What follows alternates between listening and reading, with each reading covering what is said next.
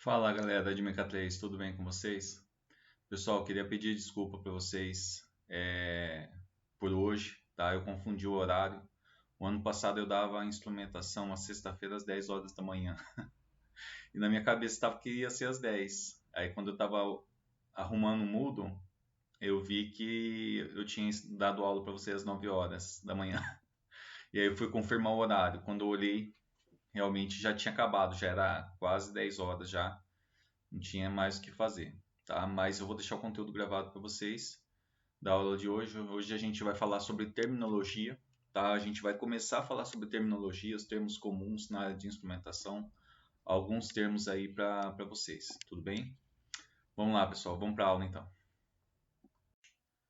Então, pessoal, vamos lá, vamos começar a nossa aula então sobre terminologia, tá? Então vai ser a primeira parte sobre terminologia que embrange muito mais. Hoje a gente vai dar um pouco mais de ênfase naquilo que está relacionado com o vocabulário internacional de termos fundamentais e gerais de metodologia, tá? Então, a gente vai dar uma olhada nesses termos, aqueles termos que são mais comuns para a área de instrumentação, que o pessoal que trabalha na área costuma ouvir todo dia, tá? E também o pessoal que trabalha com calibração acaba vendo, mas para o dia a dia esses termos são básicos e gostaria de partilhar com vocês, tá?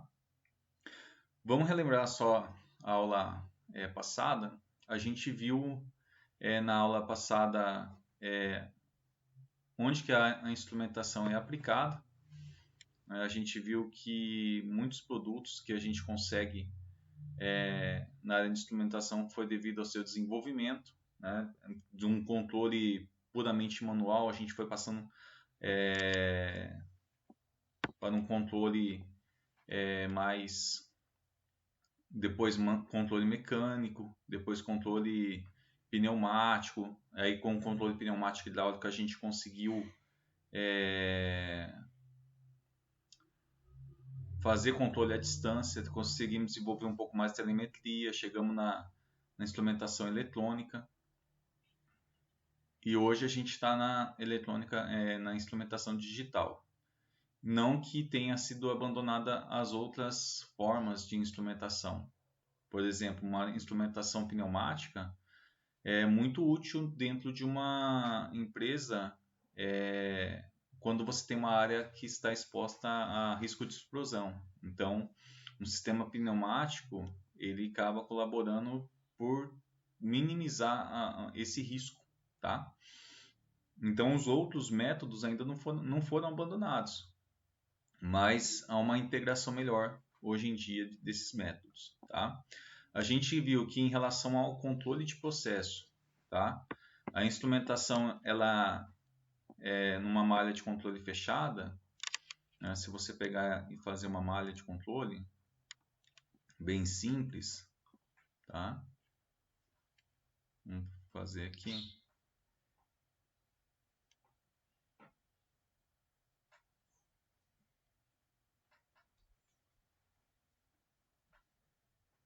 Beleza.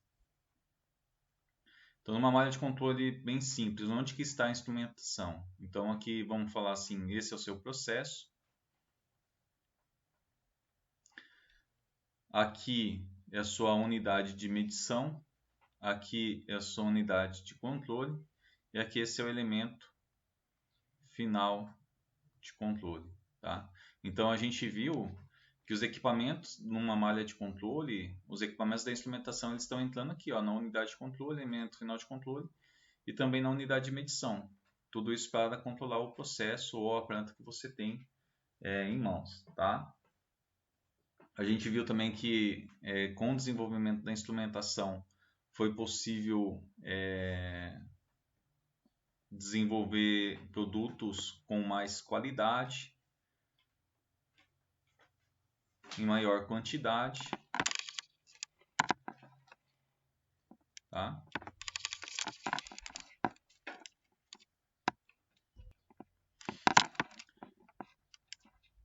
Temos mais segurança também. Tinha áreas que são perigosas, que a gente é difícil acesso para o ser humano, ou seja, até perigoso para ele estar no local. A gente viu que a segurança acabou desenvolvendo nesse quesito também. E também em relação ao meio ambiente, a instrumentação acaba ajudando, porque você pode minimizar os impactos no meio ambiente, né? Então, um exemplo é você instalar um analisador de gases na saída de uma caldeira, né? De uma tubulação de vapor que sai de uma caldeira da queima dos gases. Então, você consegue verificar qual que é o nível de gás carbônico, de CO2 que você está mandando para a atmosfera. E aí você faz uma lavagem desse gás para fazer a menor emissão possível e ficar dentro daquilo que é adequado, tá?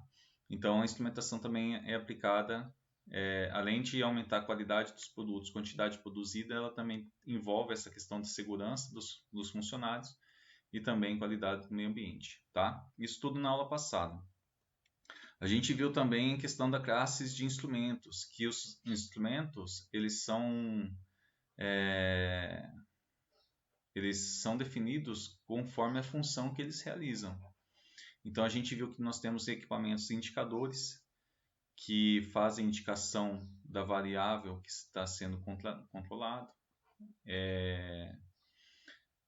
Vimos que também temos os transmissores que estão ligados a sensores, que são os elementos primários, e fazem o envio dessa informação à distância.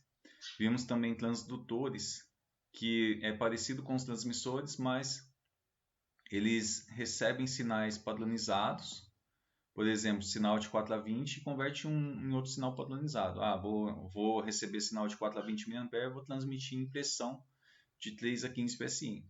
Tá? A gente viu também indicadores, transmissores, transdutores, controladores, tá? Que também é uma classe de instrumentos que tem a finalidade de controlar, que a gente está vendo bastante em SCR, que é o coração de SCR para você conseguir manter uma variável dentro de certos parâmetros, certos objetivos, você utiliza controladores. Então ele pega a informação de transmissores ou transdutores, compara com aquilo que você deseja e emite um sinal de correção. E esse sinal de correção é enviado para o elemento final de controle, que também é outra classe de instrumentos que a gente viu na aula passada. Tá? Os elementos finais de controles, que são elementos de atuação no seu sistema, né? Então são válvulas, são bombas, são resistências de aquecimento que vão estar interferindo no seu processo, no seu sistema, ok? Pistões, atuadores, tá? De forma geral. Ok? Então aqui a gente viu tudo isso, tá? Na aula passada. Deixa eu ver se estou esquecendo de mais alguma coisa. Acho que não. Beleza. Então hoje a gente vai ver um pouco sobre algumas definições, tá? Que a gente utiliza em instrumentação. Então a primeira delas, faixa de medida, né? Que é conhecido mais como range. Vocês vão ver eu falando muito nas aulas sobre range. Né? O que é o range? Ele é o conjunto de valores da variável medida que está compreendido dentro do limite superior e inferior da capacidade de medida ou de transmissão do instrumento. Tá? Então, ele compreende todos os valores que estão, esse conjunto de valores que estão compreendidos, né, dentro de um valor mínimo e um máximo. Só que o range ele é só representado pelo mínimo, tá? Só pelo valor inferior e pelo valor superior. Tá? Então, quando a gente fala assim, eu quero o range do instrumento, tá? A gente vai informar o valor inferior e o valor superior. Então, por exemplo, você tem lá um manômetro, né? Que começa a medir em 5 e termina em 10 kg/força por centímetro quadrado. Vou falar que ele mede isso. Qual que é o range desse instrumento? O range está compreendido entre 5 e 10. Né? Esse tracinho não é de menos, não. Ou 5 a 10. Né? Melhor, né? 5 a 10 kg força por centímetro quadrado. Então, o range ele é expresso, tá? Pelo valor inferior e superior. mas ele está compreendendo a todos os valores que estão dentro entre esses dois valores, entre o mínimo e o máximo, tá? Amplitude da faixa nominal, tá? Amplitude da faixa nominal, também conhecido como span, tá? Então é uma diferença em módulo entre o valor superior e inferior de uma faixa de medida, tá? Então o span nunca vai ser negativo, tá? Então aqui ele dá um exemplo, ó. Por exemplo, você pega, como que se faz para calcular o span? Você pega o span, a gente pode colocar também assim, ó. Como ele fala aqui que em módulo nunca pode dar negativo, então você vai pegar sempre o valor superior do span, do range, menos o valor inferior do seu range, tá? Então, por exemplo, ele pegou um equipamento aqui, ó, que tem uma faixa de menos 10 a 10 volts, tá? Então aqui, ó, quem que é o valor superior? O valor superior, 10 volts positivo. O inferior, menos 10. Então vamos substituir na fórmula, ó. Span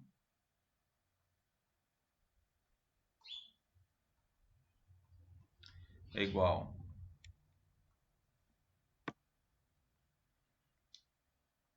a 10, o menos da fórmula, tá? E aí agora o menos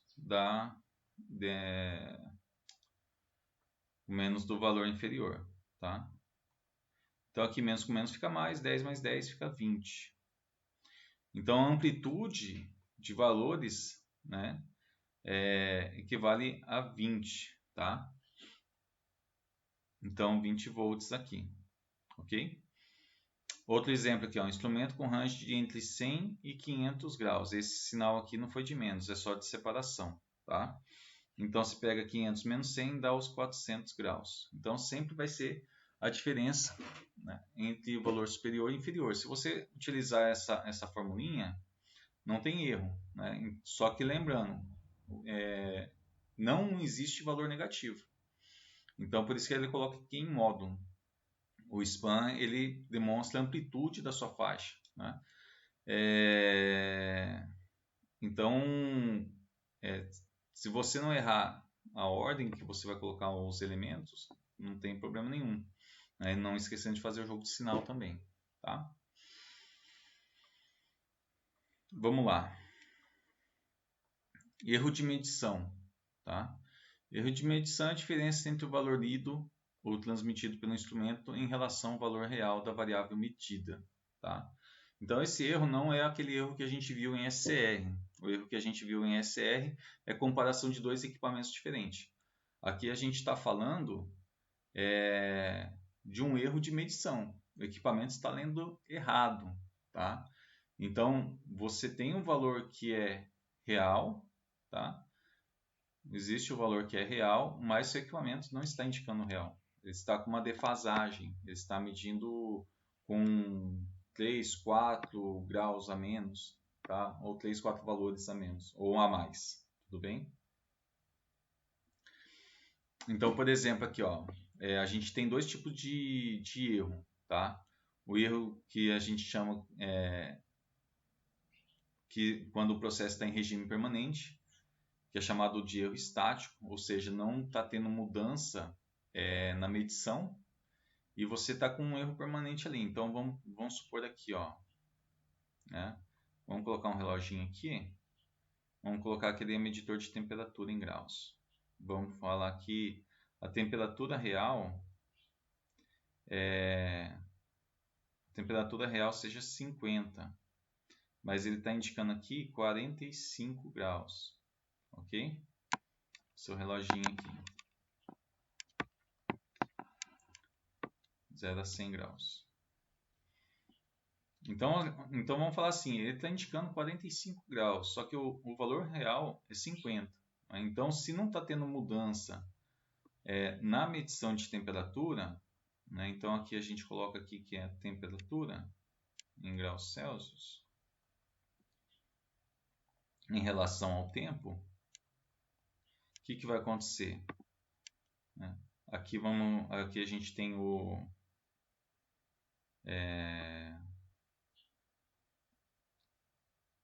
valor medido, Opa, deixa eu colocar o valor real aqui. Valor real, que é 50 graus, ok? Então 50 graus está aqui. Era para ser uma linha constante, mas paciência. E o valor medido, 45. Valor medido, 45. Tá? Então existe essa diferença. É uma diferença permanente. Então, existe um erro permanente. Então é um erro estático, não está tendo mudança nenhuma. O seu equipamento não está tendo alteração no valor que está sendo medido, só que existe essa diferença. Tá? Existe também o erro dinâmico. Tá? Deixa eu ver se está aqui nessa página.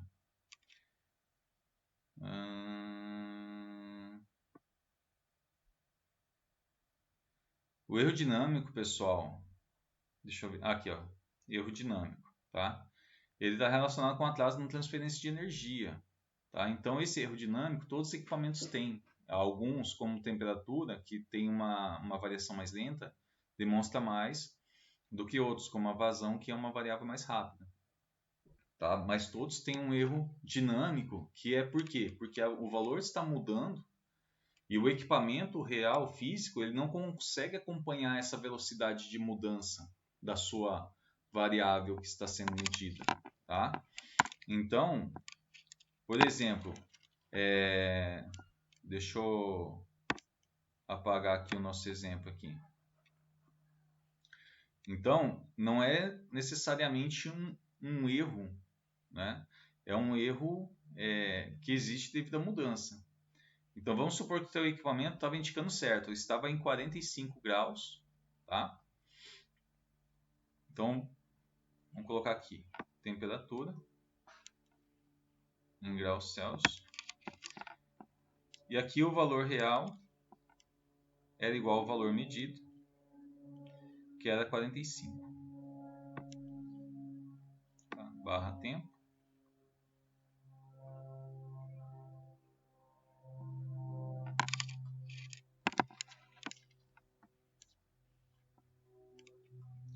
Então vamos falar assim, que depois de, sei lá, de 5 segundos, vamos falar assim, ou 5 minutos. Sei. Então, todo esse momento, ó, o valor real era igual ao valor medido, tá? Deixa eu fazer mais reto esse negócio aqui.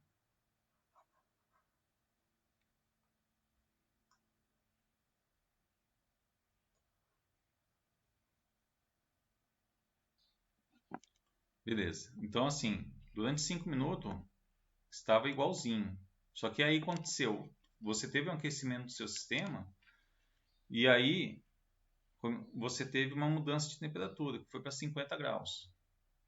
Então, aqui, ó, o valor, deixa eu pegar outra cor daqui. Então, o valor real, ó, no instante de 5 minutos, começou a aumentar. Tá? Começou a aumentar e aí até chegar em 50 graus. Tudo bem? Então, isso daqui é o real. Só que o equipamento, devido à sua construção física, ele não consegue acompanhar essa mudança ao mesmo tempo. Então, ele vai apresentar um atraso. Ele vai ter alteração, mas ele vai ter um tempo morto aqui, ó, que vai estar até que ele perceba que está mudando. Então, quando estiver mudando, ele vai começar a acompanhar. E aí, depois, ele vai estabilizar. Tá?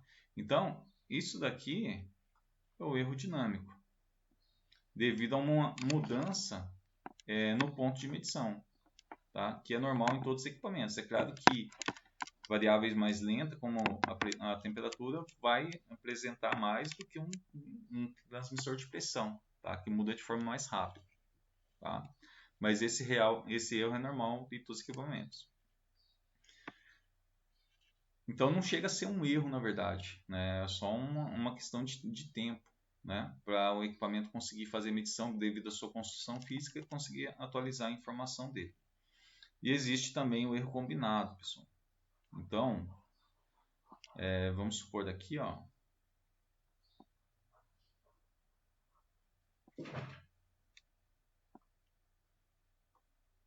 vamos supor que a informação real seja 50 graus. O valor que vai mudar daqui a pouco vai ser 60. E o equipamento está indicando 45. Vamos falar assim.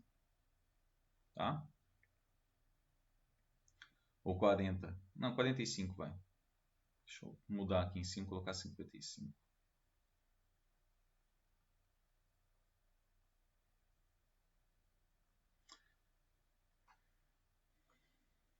Então vamos lá.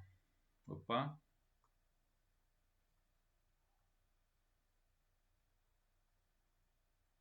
Então aqui nossa barrinha tempo. Então até um instante de 1 minuto, vamos falar assim, a variável estava estável. Tá? Então aqui o valor real estava estável. E aí ela mudou. Nesse instante de 1 minuto houve mudança na leitura da temperatura. Estabilizou em 55 graus. Aqui na nossa variável, ela estava medindo 45 até 1 minuto. Houve um atraso. Ela percebeu a mudança, estabilizou em 50.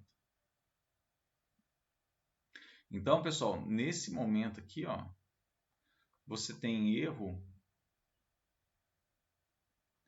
estático, tá? Que é devido a um erro na medição do equipamento. Esse cara aqui está com problema. E você tem o erro dinâmico.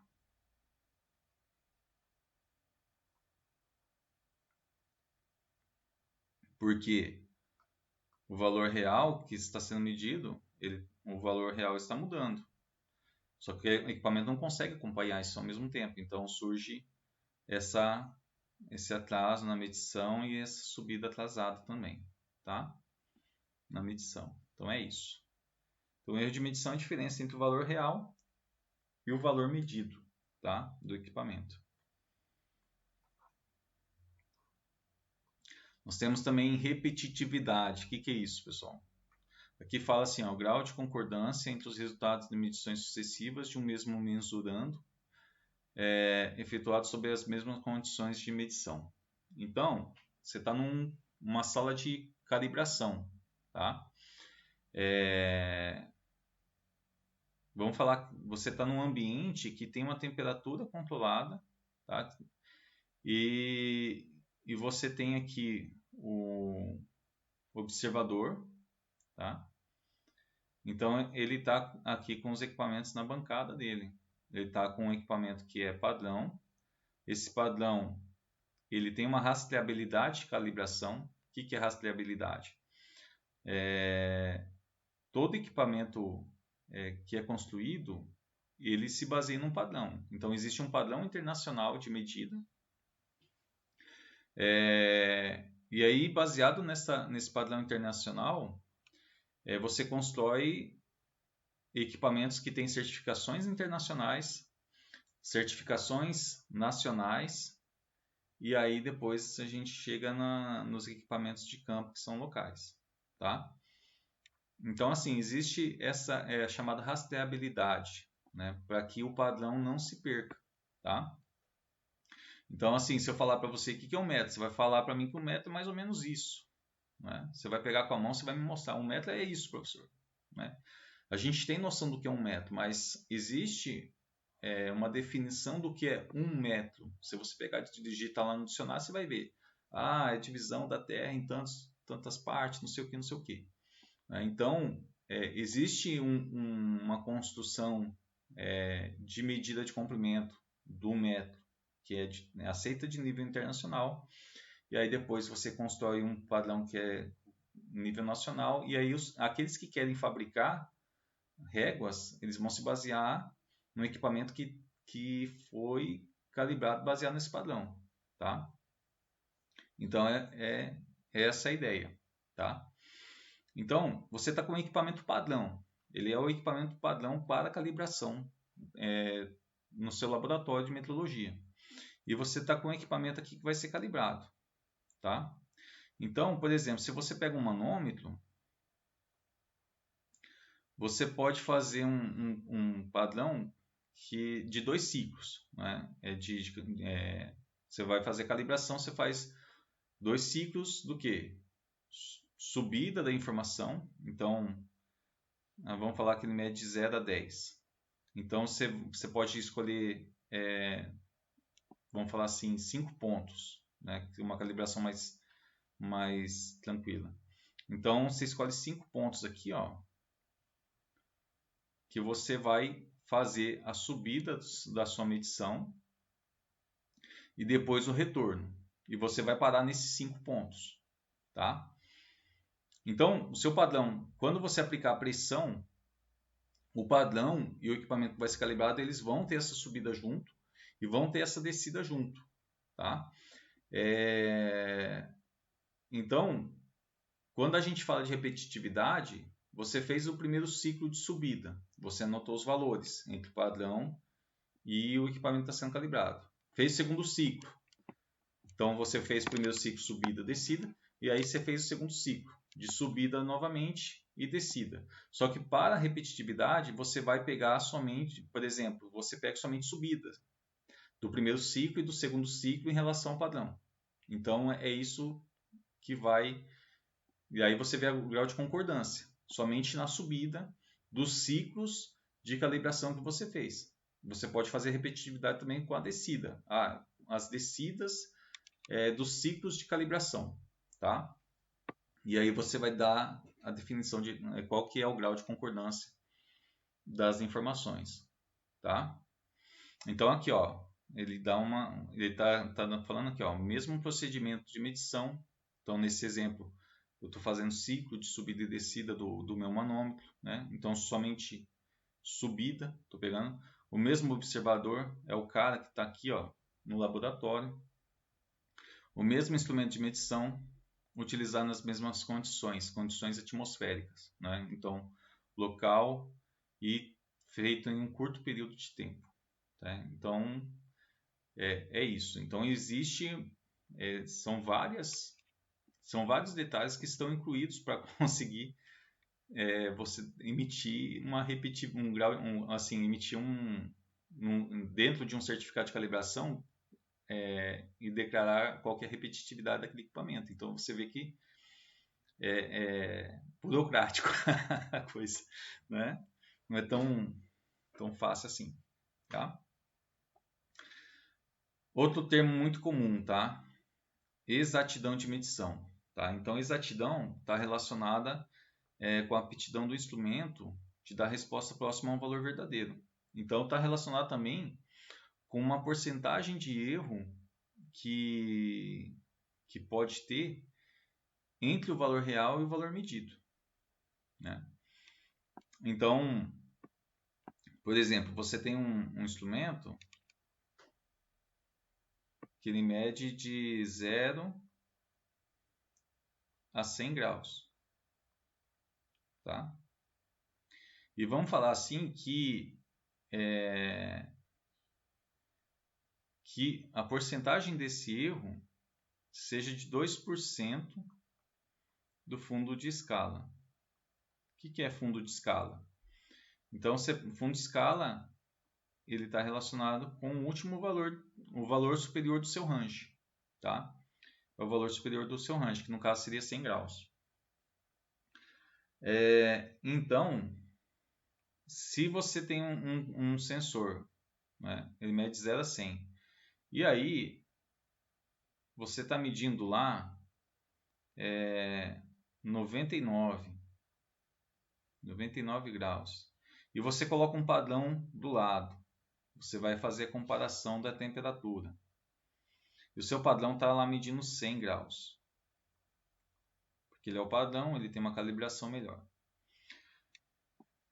Nesse caso, não tem como falar que o equipamento está medindo errado. Por quê? Porque esse erro de 2 graus, seja para cima ou para baixo do valor medido, ele já foi declarado pelo fabricante. Ó, o meu equipamento, ele pode aparecer 2% de erro em relação ao fundo de escala. Então, você está medindo 99, você pega 100 graus, divide em 100 partes, 1% é 1 grau. Então, 99 graus, a diferença é de 1 grau. Então, e se fosse 98 também, não tem o que fazer, tá? Vamos falar que ele estivesse medindo 50 graus, o padrão, e 50 graus aqui o meu equipamento de medição. Vamos falar que estava medindo 52. Né? Nesse caso também é a mesma coisa. Em relação, como é 2% fundo de escala, se é 2% fundo de escala, é 2 graus, seja 2 graus positivo ou negativo, tá? No equipamento de 0 a 100 graus. Então, 52 não é considerado um erro e 48 também não, porque está dentro da exatidão que foi determinada pelo fabricante, tá? A gente também tem casos em que você tem percentual do spam, tá? Então, nesse caso aqui, vai ser 100 também, porque 100 menos 0 é 100, tá? Então, mas vamos supor que fosse 10 graus, o valor mínimo aqui de medição do equipamento. Então, 100 menos 10 dá 90, né? Vamos falar assim que seja 1%, 1% do spam. Então, 100 menos 10 dá 90 graus. 1% de 90, 1% de 90 vale 0,9, tá? Aí sim, vamos falar assim, está medindo 50 padrão e aqui está 51, aí você tem um erro, porque está passando 0,1. Né? Mas se tivesse 50,5, não seria um erro, tá? Então é isso. E você também tem em relação ao valor lido, tá? Exatidão em relação ao valor lido. Então, por exemplo, você está lendo o valor real é 50 graus. Então, 1% de 50 graus. 1% do valor lido. Qual seria 1% do valor lido? 1% de 50. Né? Você pega aqui os 50 e divide em 100 partes. Né? Você tem aqui 0. Acrescenta um 0 aqui, 5. Então você tem 0,5 graus. Né? Então aqui, se ele variar de 50,5 a 49,5, não vai ter erro de medição. Tá? Passou disso, você tem erro. Então, baseado aqui no fundo de escala, varia bastante sua exatidão. Tá? Baseado no fundo de escala, não, baseado no valor lido. Você tem uma variação muito grande da sua exatidão. Tá? Então, uma tolerância ao erro que tem aí. Tá? Então, assim, a exatidão está relacionada com essa capacidade de dar respostas a um valor verdadeiro, respostas próximas. E ela é diferente da definição de precisão. Precisão está relacionada com... Está mais relacionado com a repetitividade. Qual que é o grau de concordância entre as medições? Né? Então, a precisão... A precisão, ela se relaciona com a média da distância entre as medições. É uma medida relativa entre as medições. Tá? Então, qual que é a distância entre essas medições? Você faz várias medições de um único ponto. A média de todos eles, tá? Então, você vai ter uma média desses pontos que foram medidos. Então, a distância entre o ponto medido e a média que está dando esses pontos é a sua precisão, tá? Então, vamos dar um exemplo aqui, ó, para a gente ver o que é precisão e exatidão, a diferença entre as duas, tá? Imagina que você tem um alvo aqui, ó. Vamos colocar 4 alvos aqui. Vou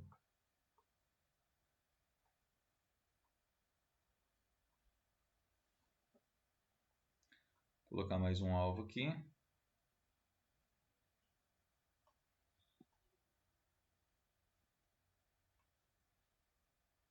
mais um alvo aqui.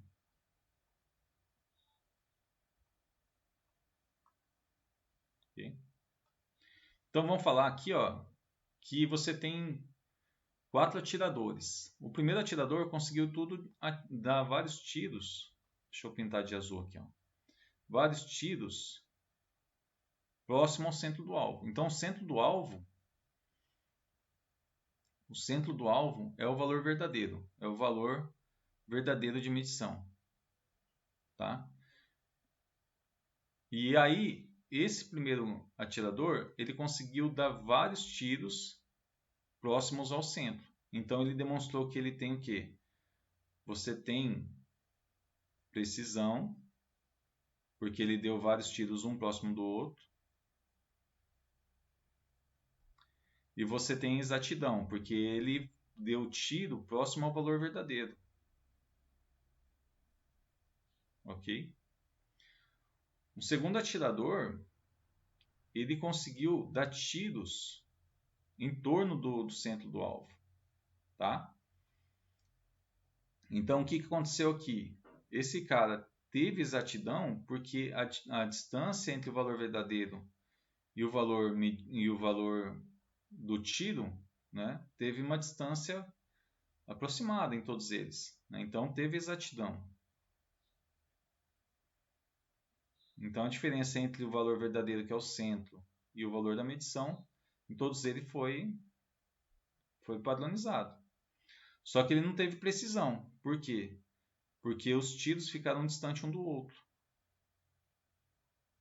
Ficaram distantes e essa distância não teve precisão. Um terceiro atirador, ele atirou vários tiros, só que ele atirou, só que não acertou o centro do alvo. Então, ele não teve exatidão. Opa, aqui não teve precisão, né? Então, aqui, ó, ele não teve exatidão.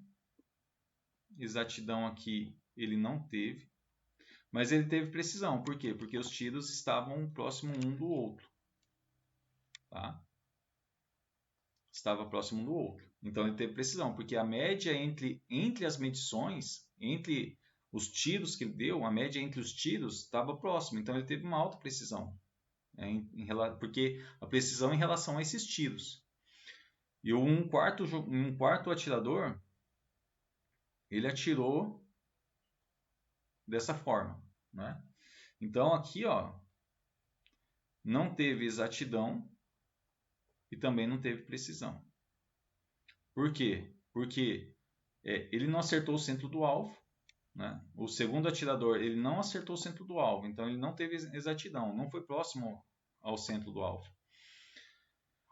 Mas ele teve precisão, porque os tiros foram próximos um do outro. Agora o quarto não foi próximo ao centro do alvo e não foi próximo um tiro do outro, então não teve precisão nem exatidão. Tá?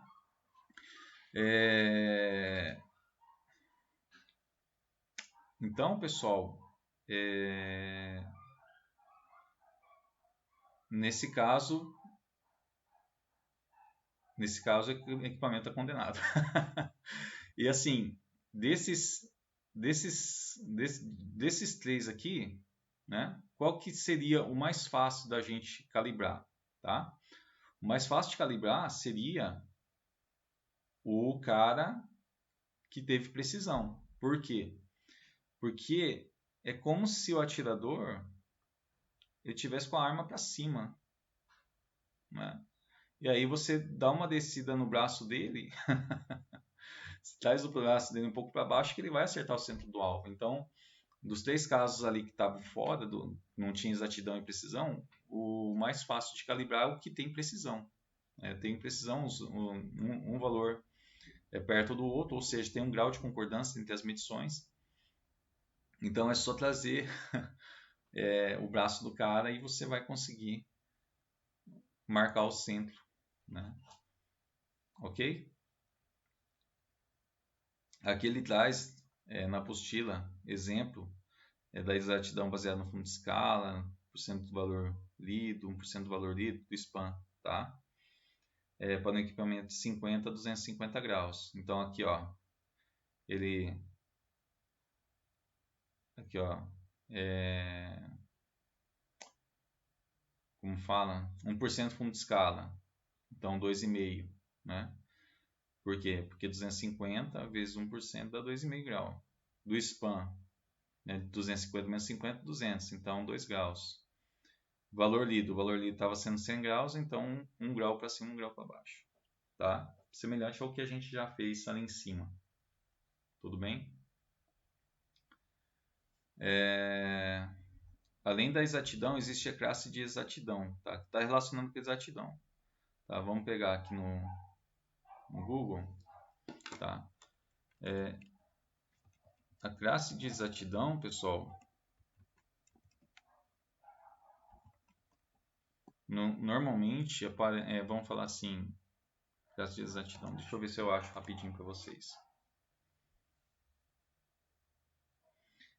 Quando você pega um manômetro, deixa eu ver se eu acho mais fácil digitando manômetro. Classe de exatidão manômetro. Deixa eu ver se aqui traz. Vamos lá. Aqui está trazendo de forma numérica. Deixa eu dar um zoom para vocês. Olha só. Ele está trazendo aqui de forma numérica.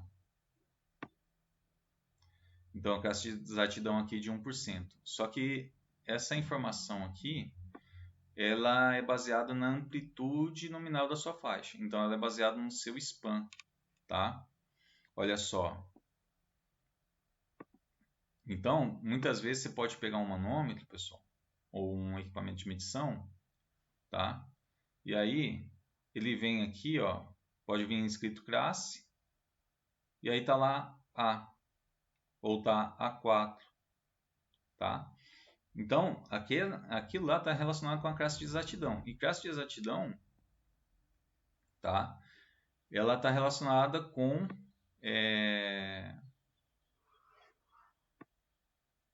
ela está relacionada com o seu erro, né? O erro admissível, só que baseado na amplitude da faixa nominal.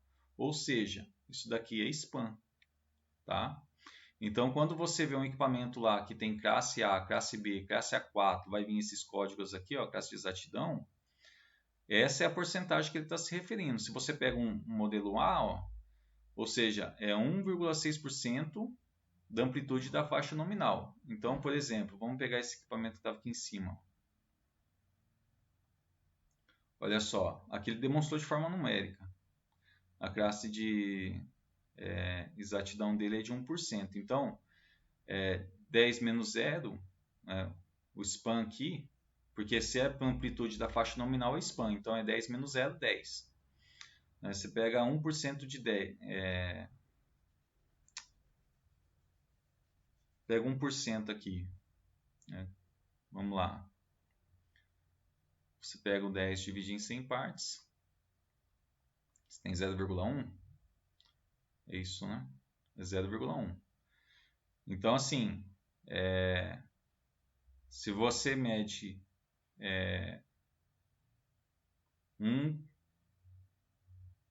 o valor verdadeiro é 1 bar, no caso aqui.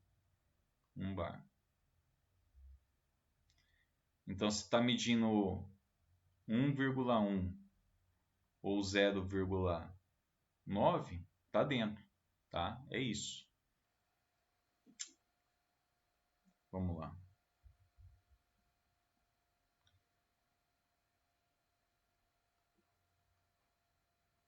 Nós temos também rangeabilidade, tá? Rangeabilidade, pessoal, está relacionada qual que é a... É como se eu dissesse o seguinte, qual a faixa em que eu posso considerar a exatidão como válida. Então, a relação entre os valores máximos e mínimos lido com a mesma exatidão. Então, qual que é a faixa de valores que eu posso ler com a mesma exatidão, tá? Então, aqui ele dá um exemplo. Ó. Se eu tenho um medidor de vazão de 0 a 300 galões por minuto, com exatidão de 1% do span rangeabilidade 10 por 1, então significa que a exatidão será respeitada entre 30 e 300 km por minuto. Tá? Isso é comum, principalmente quando você tem transmissor de pressão utilizado para medir vazão. Por quê? Porque quando a pressão é muito baixa, ele não tem uma exatidão muito boa. Tá? Então você tem aqui o transmissor de pressão. Ele está medindo a vazão aqui da sua tubulação. Tá? Essa medição de pressão diferencial, quando você tem uma pressão baixa devido à baixa vazão, você não tem uma exatidão. Tá? Até mesmo pela característica de não linearidade que existe nessa medição. Então, é muito comum você ter isso. Tá? A partir de um certo valor de vazão é que você considera aquela exatidão como válida. Tá? A gente também tem definição de zona morta, que seria um intervalo máximo em que você está tendo mudança no valor que você está medindo, mas o equipamento ele não está variando o seu ponteiro, a sua medição. Tá? Então aqui, ó, um instrumento com range de 0 a 200 graus, zona morta de 0,1%, no caso aqui representa 0,2 graus. Então, se variar, você está medindo lá, né? Você está medindo 100 graus. Se o valor estiver variando entre 100,2 a 99,8, tá? O seu instrumento de medição, se ele está marcando lá 100 graus, ele não vai sair do lugar, tá? Ele não vai ficar deslocando para um lado para o outro, porque isso é uma zona morta, tá? E aí você também tem a sensibilidade, que é como se fosse zona morta barrado. Então, qual que é o mínimo de variação em que você consegue perceber que o ponteiro vai conseguir acompanhar a medição, tá? Então aqui, ó, um range de 0 a 500 graus, e você tem uma sensibilidade de 0,05, é mais ou menos 0,25 graus. Então lá, você está medindo 100 graus. Se ele variar 100,25 ou 99,75, acima disso, né, o seu ponteiro ele vai começar a deslocar. Tá? Ele vai começar a sair lá dos 100 graus e vai começar a deslocar, ok? Então é isso.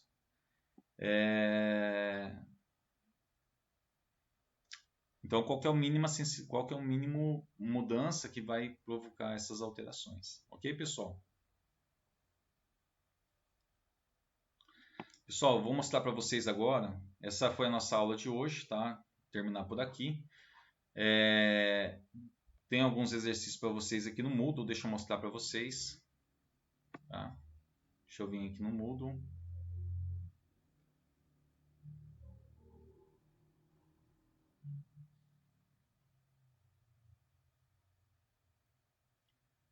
Vamos lá. Beleza. Então, pessoal, deixei aqui ó, a lista 2, tá? Vou dar uma explicada rápida. Então, aqui, ó, o que eu estou pedindo? Identifique e dê as informações relacionadas a range, span e exatidão dos instrumentos abaixo. Então, identificar é me dizer que equipamento que é esse, né? Quem ele é, né? Então, você vai identificar se é um termômetro, se é um manômetro, se é um voltímetro, se é um amperímetro, se é um medidor de vazão, que equipamento que é esse, tá? E aí você vai levantar qual que é o range desse equipamento, tá? Qual que é o span e qual que é a exatidão que está sendo informada, né? Exatidão ou precisão que vai estar sendo informada no equipamento, tá? Então é para levantar essas informações, ok? Anotar os valores numéricos aí, tá? Então você tem 4 equipamentos, ó. A, letra B, letra C e letra D, tá? E aí tem o exercício 2 aqui embaixo. Encontre no certificado de calibração abaixo os termos que vimos nesta aula de hoje. Então, pessoal, deixei para vocês um link, tá? Olha só, tem um link aqui de um certificado de calibração, tá? Então, vocês vão identifique o equipamento, tá? Para mim. Identifica aquilo que a gente estudou hoje, né? Vê se tem informação de repetitividade, se tem range, se tem span, tá? Se tem zona morta, se traz informação de zona morta, de sensibilidade, de rangeabilidade, de exatidão, de precisão, tá? Então, vocês vão pegar esse documento, tá? Vão entrar aqui, ó, vão clicar nesse link e vão ler esse documento e verificar quais as informações que traz esse certificado de calibração da Contemp aqui. Tudo bem? É isso. Ok, pessoal? Pessoal, a gente fica por aqui hoje, tá? Peço desculpa novamente para vocês aí pela aula de hoje, por ter me embananado no horário. E aí eu achei que era às 10 horas, mas era às 9, mas faz parte, né?